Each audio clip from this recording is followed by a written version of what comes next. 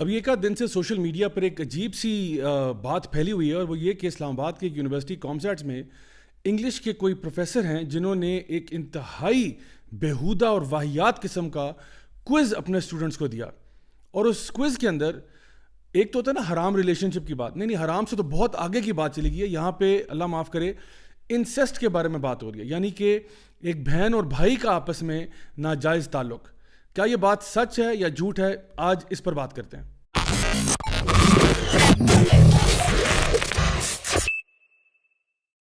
السلام علیکم ورحمۃ اللہ وبرکاتہ. میرا نام راجہ ضیاء الحق ہے، اور ایک بہت ہی عجیب خبر، اور وہ یہ کہ جی کامسیٹس یونیورسٹی اسلام آباد میں ایک پروفیسر جن کا نام خیر البشر بتایا جا رہا ہے، نام دیکھیں کتنا خوبصورت ہے اور کام دیکھیں کیسے ہیں. انہوں نے اپنے اسٹوڈنٹس کو ایک کوئز دیا ہے، اور اس کوئز کے اندر ایک انسیسٹ کا ریلیشن شپ جو ہے بہن بھائی کے بیچ میں،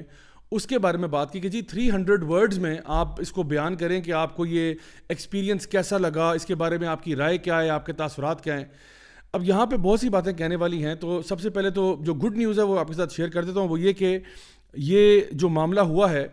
اس میں پہلی بات یہ ہے کہ معاملہ سچ ہے، اس میں کوئی رومر والی بات نہیں ہے کہ یہ واقعہ نہیں ہوا، ایسا ہی ہوا ہے. لیکن اچھی بات یہ ہے کہ ان کو فوراً سے پہلے فائر کر دیا گیا. ٹیچرز کی ایک کمیٹی بیٹھی جنہوں نے بیٹھ کے فوراً سے ان کو یونیورسٹی سے باہر نکالا، بلکہ نہ صرف باہر نکالا، ان کو یونیورسٹی سے بلیک لسٹ بھی کر دیا گیا. یہ واقعہ جو ہے یہ 5 جنوری 2023 کو پیش آیا تھا جب ان کو فائر کیا گیا. اور لیکن ابھی سوشل میڈیا پہ یہ بات چونکہ تھوڑا لیٹ پہنچی ہے، تو اس لیے پچھلے ایک آدھ دن میں بہت زیادہ ہنگامہ مچا ہوا ہے. سو دا گڈ نیوز از کہ not only has he been fired but he has also been black listed and he has been cooked out of the university which is a good thing. اصل سوچنے والی بات یہ ہے کہ ایک بندہ انگلش لینگویج کا پروفیسر لگا ہوا ہے ایک بڑی ریپوٹیبل یونیورسٹی کے اندر، وہ یہاں تک کیسے پہنچتا ہے؟ دیکھیے، کسی کے ماتھے پہ تو نہیں لکھا ہوتا کہ وہ کون سے ایجنڈا پر چل رہا ہے، وہ کون سی بلیفز کو لے کے پھرتا ہے، وہ کتنا میسڈ اپ ہے سائیکولوجیکلی، یعنی کسی کے چہرے پر تو یہ نہیں لکھا ہوتا.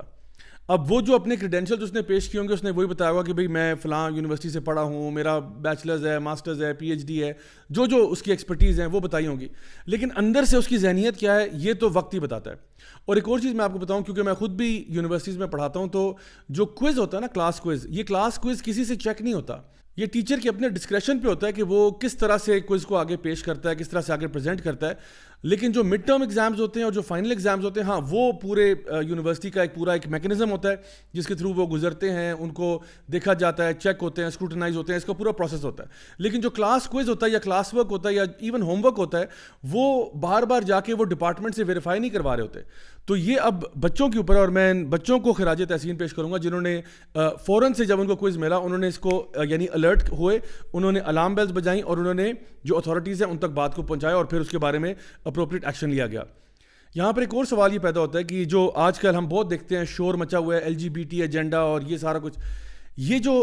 انسیسچول ریلیشن شپس ہیں یہ LGBT کا ایک نیچرل پروگریشن ہے. اور میں چیلنج کرتا ہوں کسی بھی شخص کو جو LGBT رائٹس کو ایکٹیولی پرسو کرتا ہے اور ان کو پروموٹ کرتا ہے اور ان کو پروپیگیٹ کرتا ہے، کہ مجھے بتائیں آپ کس منہ سے کہہ سکتے ہیں کہ انسیسٹ جو ہے وہ یہ والا پیار ٹھیک نہیں ہے. یعنی وہ جب آپ یہ نعرہ لگاتے ہیں نا لو از لو، تو یہ بتائیں کس منہ سے آپ کہہ سکتے ہیں کہ پھر انسیسٹ ٹھیک نہیں ہے. یہ اسی LGBT ایجنڈا کی ایک فردر ایکسٹینشن ہے. اور ایونچولی جس طرح ویسٹ میں اب یہ وہاں تک آہستہ آہستہ پہنچ رہے ہیں، بلکہ ناٹ اونلی انسیسٹ بلکہ اللہ معاف کرے پیڈوفیلیا تک یہ بات جا رہی ہے کہ اگر ایک مرد اور ایک چھوٹے بچے میں بھی آپس میں اگر ایک اگریڈ اپون ٹرانزیکشن ہو رہا ہے تو اس میں کیا مسئلہ ہے؟ بہن بھائی کے بیچ میں بھی اگر ایک اگریڈ اپون ہے، دونوں آپس میں راضی ہیں، کنسینٹ ہے دونوں کا، تو واٹس دا پرابلم؟ بیکاز یہی وہ بوگس لاجک ہے جو انہوں نے تب استعمال کی تھی کہ جب یہ کہا تھا کہ جی اگر اللہ معاف کرے 2 مردوں کے بیچ میں کنسینٹ ہو جائے تو کیا فرق پڑتا ہے، 2 عورتوں کے بیچ میں کنسینٹ ہو جائے تو کیا فرق پڑتا ہے. یہ وہی لاجک ہے جو ان کو یہاں تک لے جاتی ہے کہ وہ کلاس روم کے اندر آ کے یہ بات کہتے ہیں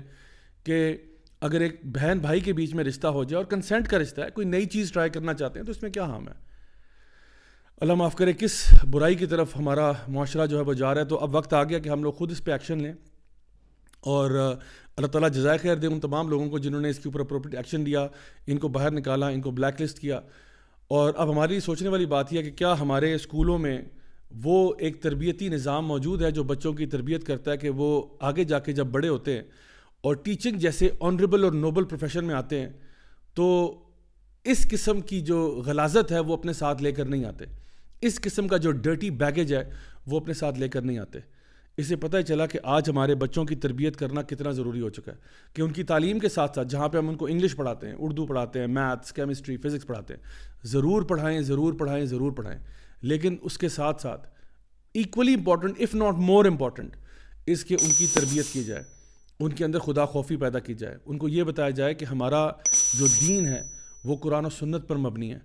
اس میں ہم کوئی ایسی بات نہیں کر سکتے, کوئی ایسا فلسفہ نہیں آگے پھیلا سکتے جو اللہ تعالیٰ کے دین سے ٹکراتا ہو, اللہ کی شریعت سے ٹکراتا ہو. نبی کریم صلی اللہ علیہ وسلم کی حدیث سے آپ نے فرمایا کہ اِنَّ لِكُلِّ دِينٍ خُلُقٌ وَخُلُقُ الْإِسْلَامِ الْحَيَاءُ, کہ ہمارے دین کا جو بنیادی کیریکٹرسٹک ہے, جو بنیادی صفت ہے ہمارے دین کی, وہ حیا ہے. اور ایک اور حدیث میں ارشاد فرمایا کہ اگر تمہارے اندر حیا نہیں ہے تو پھر جو مرضی کرو, پھر جو مرضی کرو, پھر تم سے کسی بھی چیز کی امید کی جا سکتی ہے. اللہ تعالیٰ ہم سب کو اپنے حفظ و امان میں رکھے